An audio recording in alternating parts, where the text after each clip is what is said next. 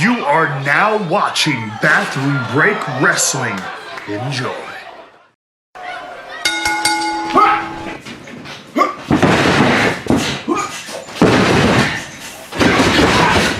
Good.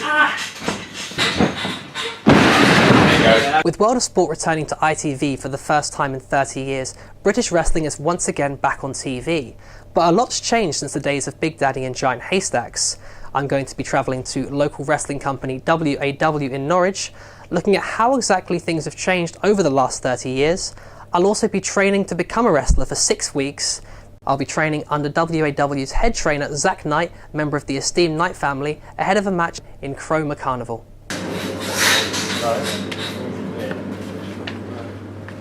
Everything we do today in this next 3 hours, you're going to feel the impact. Nice. You're going to feel parts of your body you didn't even know exist. You're going to wake up tomorrow and you're going to roll out of bed. There's not going to be any spring in your step. You're going to feel it. Wrestling is a very intense, whatever you want to call it, whether it's a sport, entertainment, illusion, art, whatever you decide you want to call professional wrestling, whatever it is, it's 100% real when it comes to training. Okay? Nice. Yeah, there you go. There we go. Okay. Up we get. Stand up a second, mate. We do get injured. That is a fact. Over this next 6 weeks, from nothing to become a professional wrestler with a match at the end, I'm telling you, we might get niggling injuries. But as a pro, we fight through it.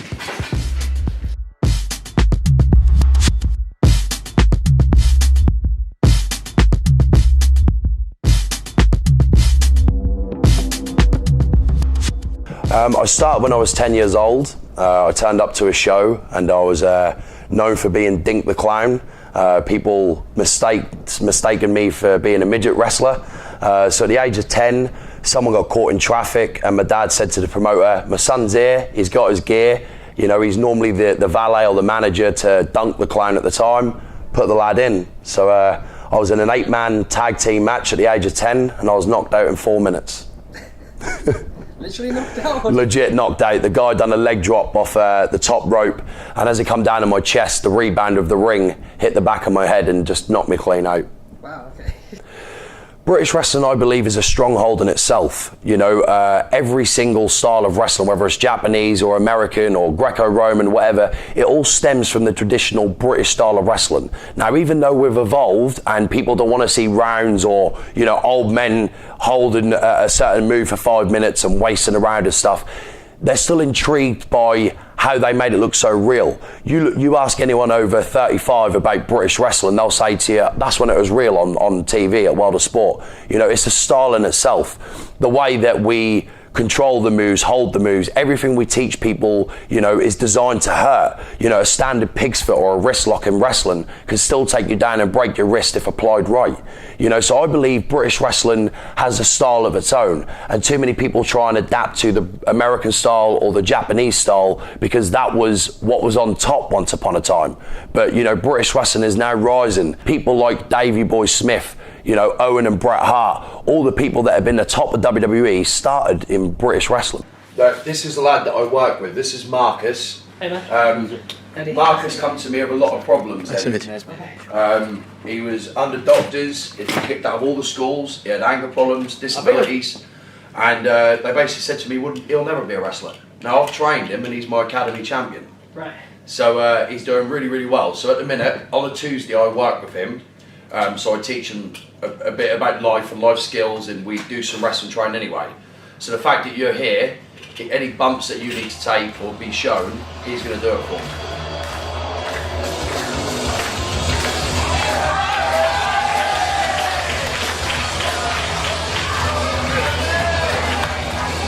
I'm like a superhero because I can be like who I want to be. Like I watch like old comic books and all that, like from DC superheroes to Marvel heroes. Sometimes I love Power Rangers because they're like colorful and all that. And then that's when I start, maybe that can be my gimmick. Because every time I get in the ring, on the top rope, slam my fist into the middle of the ring, that makes everyone knows like he's a superhero. When I got kicked out of college, I was like, there was nothing else I can do, just trying to figure out the wrestle. So my mum had worked with government people to talk to me, what can we do? So that's when my mum started kicking in.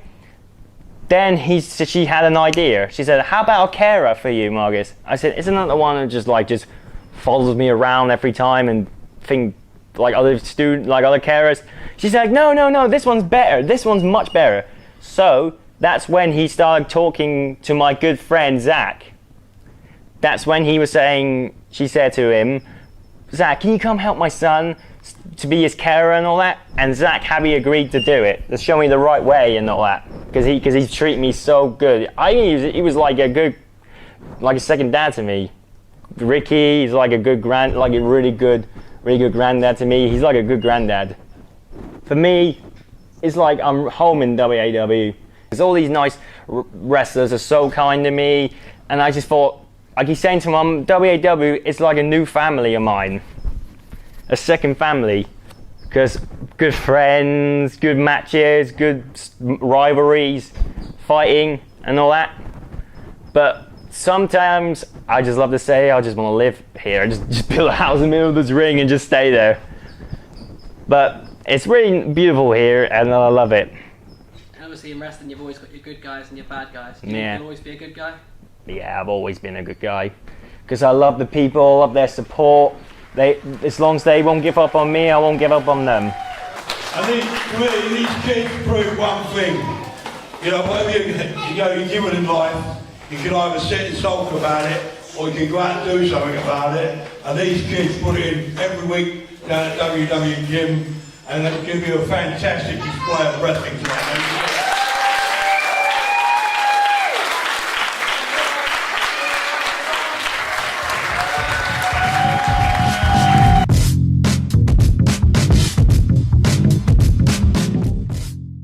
After the success of training people like Marcus with learning difficulties to become wrestlers, Ricky Knight added that other companies are now looking to replicate the work done at WAW.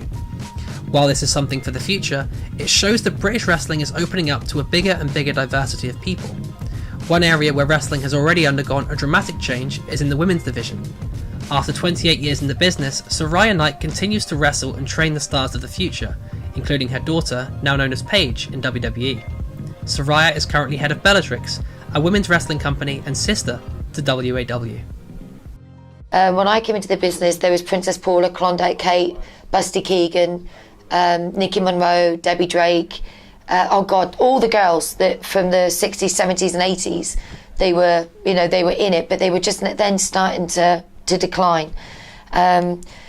So it was a different style. It was big girls beating up little girls. The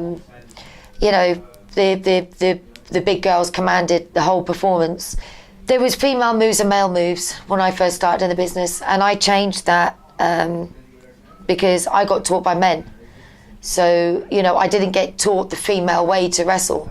I got taught the male way to wrestle. I got taught shoot moves. I got taught how to look after myself because I was very slight.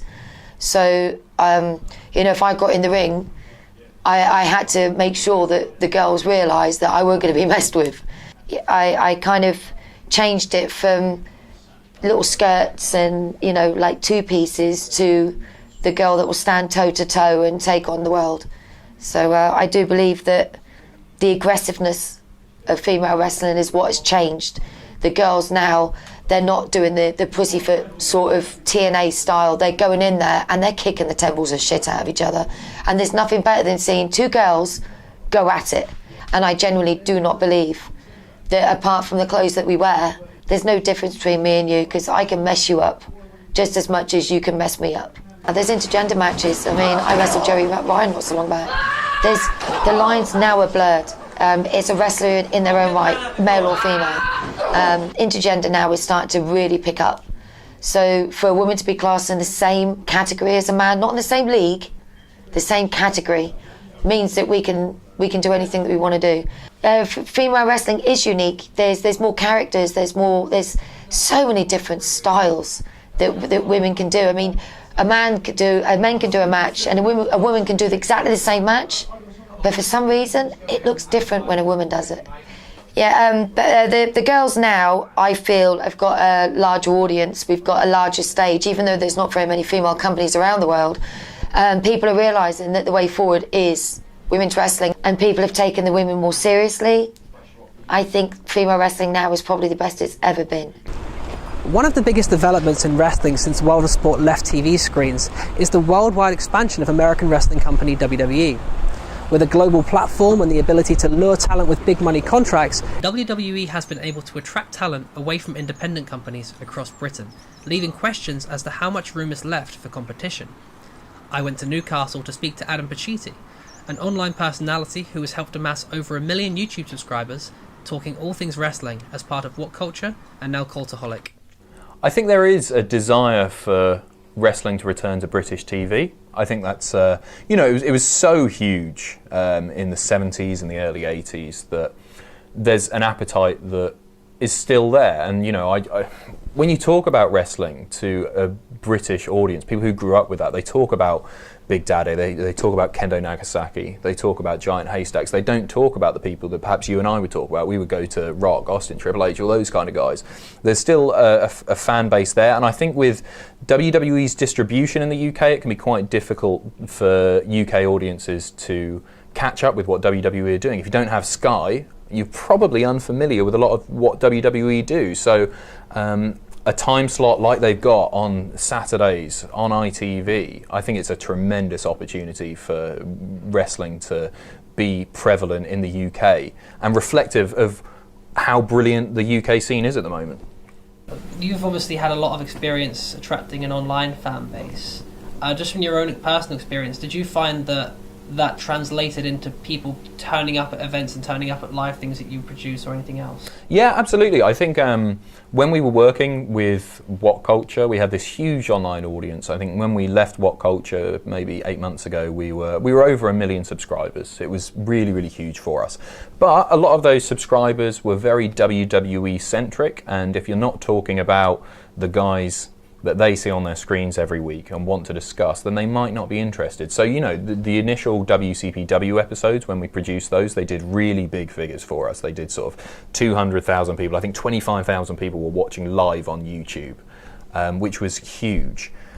But they did translate to ticket sales, but perhaps not as much as we would have thought or hoped. I think a lot of that comes down to our audiences all over the world, and if we're running a show in Newcastle, only 0.1%, if that, of people watching the advertisement video that gets put online are actually going to be within reach of coming to Newcastle and seeing those shows. So it's different, and more targeted advertising was probably a better way of attracting fans. Is there room for British independent companies to flourish with WWE in the midst, kind of tapping up a lot of talent? That's a very difficult question to answer. Yes, there definitely is, but we're about to see how competitive it gets. If World of Sport is very successful on ITV, WWE will panic more. And I think we're already seeing them, they've signed a lot of UK guys, a lot of whom were on the original 2016 series of World of Sport. And we've seen companies like Progress on ICW who now have links with WWE.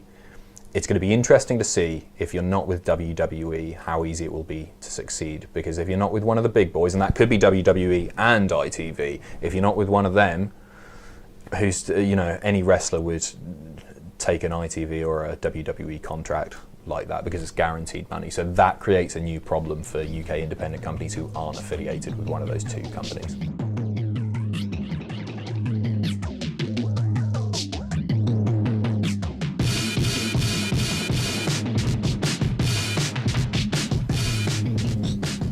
If you're not under contract for a large wrestling company, you're working the independent scene, often transitioning between smaller companies.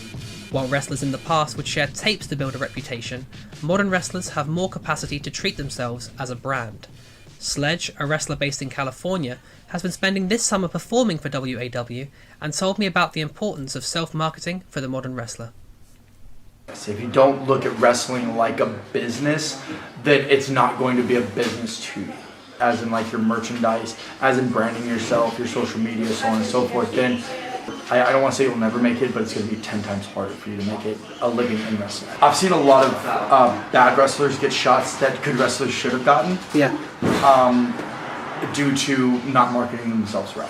You know, Yeah. if you're down to take a hot dog and a handshake, all you're doing is making it harder for guys like me who actually make this look like into a business to get a job. With the commonly perceived bravado and masculinity associated with wrestling, one of the issues, of course, is making sure that people in the LGBT community feel that they also have a place. Wrestling has a wealth of characters, and there's also people such as Goldust and even drag wrestlers who exist today. But some people have also had a hard time coming out. In WWE, the first active wrestler to publicly state that he was gay was Darren Young, and that was only 5 years ago. I spoke to Callum Thompson, who said that he felt more comfortable coming out as gay after his experience in wrestling. One thing that kind of made me wait out so long to start was my sexuality. You look at it and you see all these strong, masculine looking men, and then a gay guy comes in and it's like, you ain't going to be accepted. So I guess that's one reason that put me off so long. But then I remember watching a show in Yarmouth, and it was Marco Marinelli versus a drag queen called Priscilla, and the crowd was so behind Priscilla, and I'm like, I could actually do this. So skip ahead a year, and I'm in doing the summer training, and again I'm like, I'll tell everyone eventually. When I'm settled, I'll tell everyone the truth. And I stayed at Sweet Surprise, and second night I was there in the kitchen making a cup of tea, and she comes over and she's like, you know it's okay to be gay in wrestling, right? And I immediately shut down and gone, that's it. I'm gonna tell her, she's gonna sack me, I'm not gonna be it. That's it, it's over. And she kind of just spoke to me. Just talking about some other guys and their experiences, and I kind of said, yeah, I'm gay. And she's looked at me in the way she always does, and just looked at me and just gone, I knew when you were about 4. So after that, being around some other people, knowing their kind of stories, I opened up more. I became myself around the wrestlers, and then I found I took that into my everyday life, and I just gained so much more confidence. I found a partner, like the first time I found a partner, I found a full-time job, musical theatre then erupted because I was comfortable in every aspect of my life. So being around the wrestling made me comfortable being me. I had the dream that I'd start at 16, be in America by 18, be world champion by 20. Obviously didn't happen, but when you're 12, that's the dream. Yeah. So kind of finally doing it was step one. Doing it and being myself was the hard part. But when that was done, the world just opened up to me. Everyone is so accepting here because we come from all sorts of backgrounds. We've got people who come from rough backgrounds who come here to get better. We've got people who hate parts of themselves who can come here and battle it and then love themselves. It's one of the reasons I started wearing the rainbow laces when I wrestle. I wanted to show my support and accept it for myself, and show the world that it's okay. You can do what you want, it doesn't matter. No one actually cares anymore. Ladies and gentlemen, it is his debut in a wrestling ring, Eddie Bingham!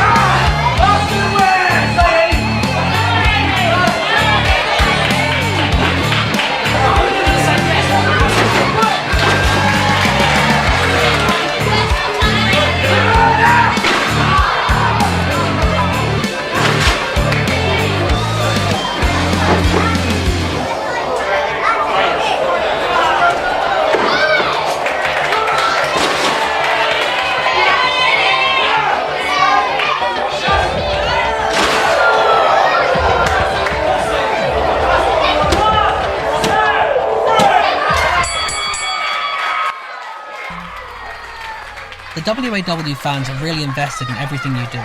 I was expecting to walk out to crickets and got a better reception than I could have imagined. The buzz from walking down the aisle and getting cheered carried me through the match, and you can sense how wrestlers are able to finish matches injured. With adrenaline, all the moves that left me sore in training felt like nothing during the performance. During my time at WAW, I noticed that while many things in the British wrestling industry have changed, a lot of the same problems have persisted.